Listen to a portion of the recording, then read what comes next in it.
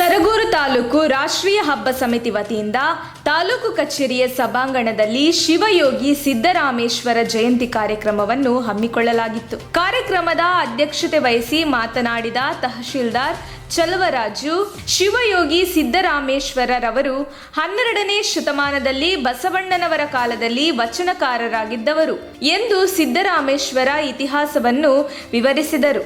ಅನುಭವ ಮಂಟಪದಲ್ಲಿ ಇಂಥ ಮಹಾನ್ ವ್ಯಕ್ತಿಗಳು ಅನೇಕ ಜನ ಇದ್ದಾರೆ. ಅದರಲ್ಲಿ ಇವರು ಕೂಡ ಒಬ್ಬರು. ಇವರು ಸುಮಾರು ಒಂದು 250 ವಚನಗಳನ್ನ ರಚನೆ ಮಾಡಿದ್ದಾರೆ. ಆ 250 ವಚನಗಳು ಕೂಡ ಸಮಾಜಕ್ಕೆ ಪೂರಕವಾಗಿ ಮತ್ತು ಸಮಾಜದ ಉನ್ನತಿಗಾಗಿ ರಚನೆಯಾಗಿರುವಂಥ ಅವರ ವಚನಗಳು ಇಂದಿಗೂ ಸಹ ಪ್ರಸ್ತುತ. ಆ ವಚನಗಳು ಇದೇ ವೇಳೆ ತಾಲೂಕು ಬೋವಿ ಸಮಾಜದ ಅಧ್ಯಕ್ಷ ನಾಗರಾಜು, ವಕೀಲರಾದ ಚೌಡಹಳ್ಳಿ ಜವರಯ್ಯ, ಶಿಕ್ಷಕರಾದ ಕೆಸಿ ಕೋಡಯ್ಯ, ಶಿವಯೋಗಿ ಸಿದ್ದರಾಮೇಶ್ವರ ಅವರ ಕುರಿತು ಮಾತನಾಡಿದರು.